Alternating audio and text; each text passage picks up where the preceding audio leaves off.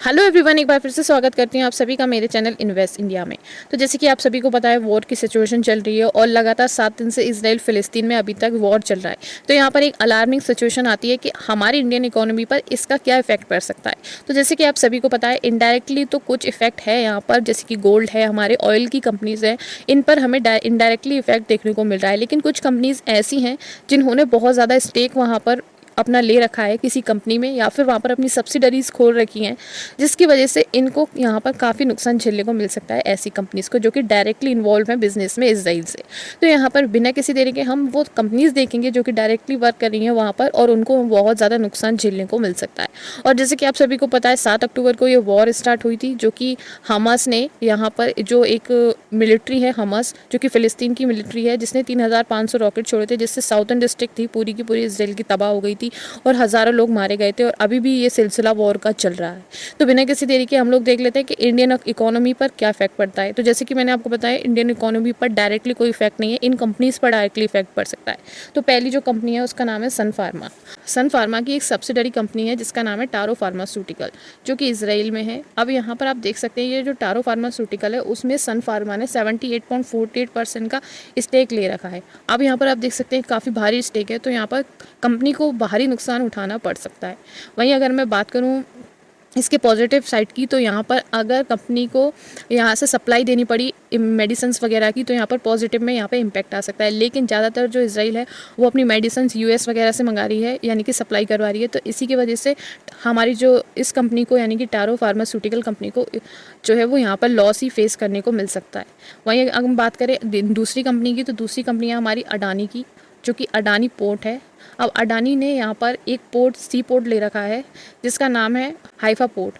अगर मैं बात करूँ इस हाइफा पोर्ट की, तो आप देख सकते हैं यहाँ पर 99% जो काम है, यानी कि जो भी गुड्स मूव होते हैं इन और आउट जो हैं कंट्री के, इसराइल कंट्री के, वो 99% जो है हाइफा के थ्रू ही होते हैं। और हाइफा जो है एक कंपनी है, सब्सिडरी कंपनी बोल सकते हैं, सी पोर्ट है, जो कि हमारा अडानी पोर्ट का ही है। तो आप देख सकते हैं यहाँ पर काफ़ी नुकसान अडानी कंपनी को देखने को मिल सकता है। वहीं अगर हम बात करें थर्ड कंपनी की, जिसका नाम है जैन इरीगेशन सिस्टम, तो जैन इरीगेशन ने एक अपनी सब्सिडरी कंपनी वहाँ पर लॉन्च की थी जिसका नाम है नांदान इरीगेशन। तो यहाँ पर इसमें काफ़ी बड़ा स्टेक है कंपनी का, जैसे कि आपने देखा अभी अडानी ने काफ़ी बड़ा स्टेक होल्ड कर रखा है उसमें। तो यहाँ पर इसी तरीके से नांदान इरीगेशन ने भी एक बहुत बड़ा स्टेक वहाँ पर होल्ड कर रखा है, तो जिससे आपको इसमें भी बहुत ज़्यादा लॉस देखने को मिल सकता है इस कंपनी में, यानी कि नांदान इरीगेशन कंपनी के अंदर। अब हम बात कर लेते हैं नेक्स्ट कंपनी की, जिसका नाम है लार्सन एंड टर्बो, जिसने तेल अवीव के अंदर, यानी कि इसराइल के तेल अवीव एक सिटी का नाम है, वहाँ पर सेंटर ऑफ एक्सीलेंस ओपन कर रखे हैं। तो सेंटर ऑफ एक्सीलेंस जो है वो नवंबर 14 2017 को पहला ओपन किया था और अभी तक वो कंटिन्यूसली वर्क कर रहे हैं वहाँ पर। तो यहाँ पर इतनी वॉर की सिचुएशन आ गई है और वहाँ पर जो है बहुत ज़्यादा डिस्ट्रक्शन हो गया है। तो यहाँ पर आप देख सकते हैं इन चीज़ों में भी, यानी कि जो सेंटर ऑफ एक्सीलेंस वर्क कर रहा था उसको भी बहुत ज़्यादा नुकसान देखने को मिल सकता है। और इस नुकसान की वजह से आप देखेंगे कि यहाँ पर जो हमारी लार्सन एंड टर्बो उसको भी बहुत ज़्यादा डिडक्शन देखने को मिल सकता है उसके रिटर्न्स के अंदर और उसके प्रॉफिट के अंदर। वहीं अगर मैं बात करूँ नेक्स्ट कंपनी की, जिसका नाम है विप्रो, जो भी एक आईटी कंपनी है।